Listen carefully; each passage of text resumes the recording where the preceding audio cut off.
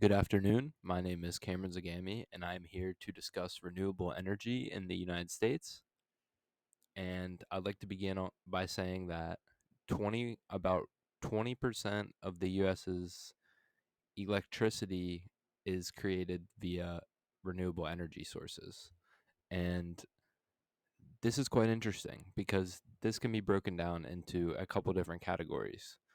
Roughly 9% of this comes from wind alone, and then it goes down from there at roughly 6% coming from hydro, 3% from solar, around 1.3% from biomass, and the rest coming from geothermal energy. And it seems that the data is trending through solar. Solar, especially in the Myrtle area, seems to have a huge interest from the public and seems to be mutually beneficial between the environment and the consumer. Someone who currently owns solar panels has the ability to currently receive a good amount of tax rebates as the local facilities around them have the opportunity to use the excess energy that they produce, or excess electricity, however, that they produce. And I think that that's going to be a really good talking point in the future and now to get people to switch to solar and renewable energy sources in general.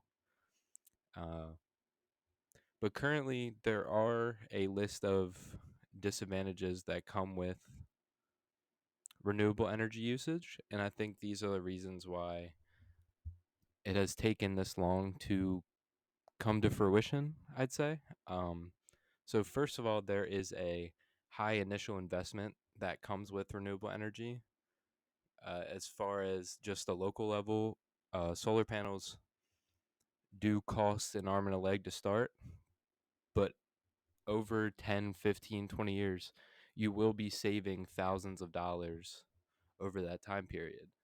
So it's pretty hard to look at in today's economy. People don't have money to scrape around to make an investment such as that. So that's kind of hindering the process at the moment.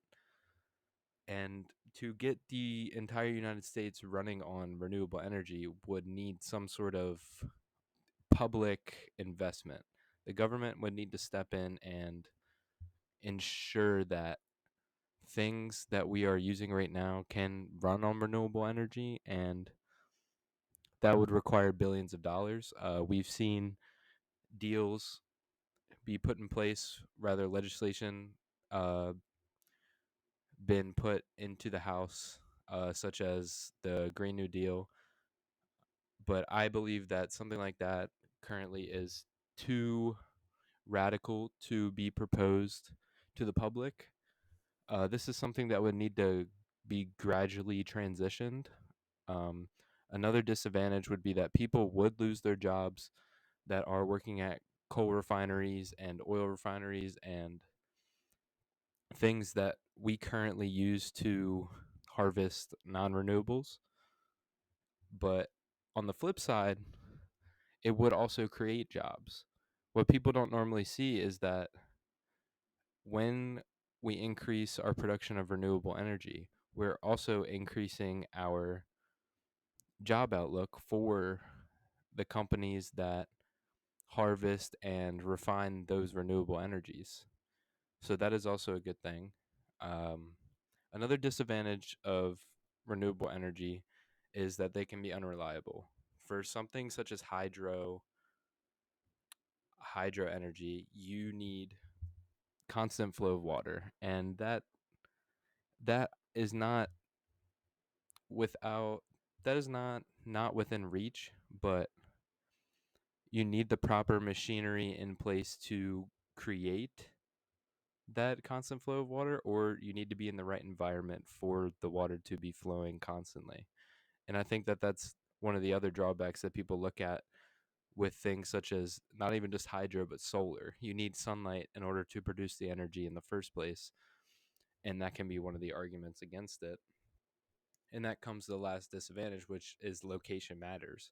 So if you're living in some place like Nevada, you're going to have a way higher energy output from solar than you would if you went to a place such as like Minnesota or Michigan, places that don't see as much sunlight as a place like Nevada that sees constant sunlight and very little cloud coverage.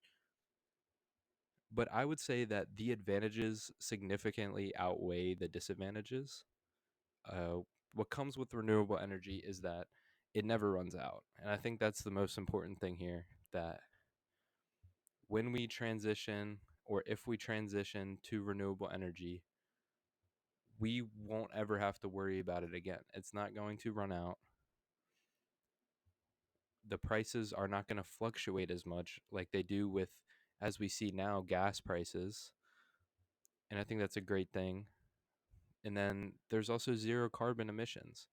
Yes, a disadvantage of this is that with the creation of things like windmills and solar panels, there is carbon emissions that comes with the creation process of those things. But that's like a single time purchase. That's a fixed cost of having renewable energy for the foreseeable future.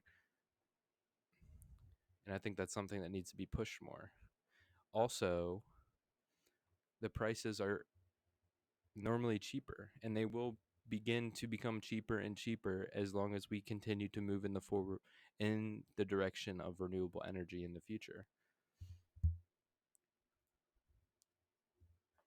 And then finally, I think that a lot of the political challenges that come from transitioning to something as drastic as like 100% renewable energy is that we would have to cut ties with certain countries.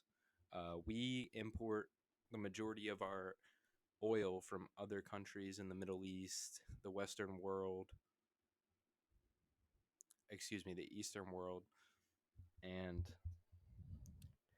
I think that would be something that wouldn't sit well with them.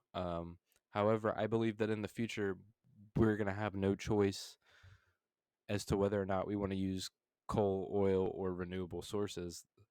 There's just going to be no option. Prices are going to be way too high, and we're going to slowly, as we are now, run out of those non renewables. And I think it's best to get ahead of the curve and kind of usher our way into that. We have to make that initial investment, get those wind turbines up, get solar panels laid down, get those electric cars, EVs, everything that we possibly can to prepare for that time when the non renewables become even more scarce than they are today. Thank you.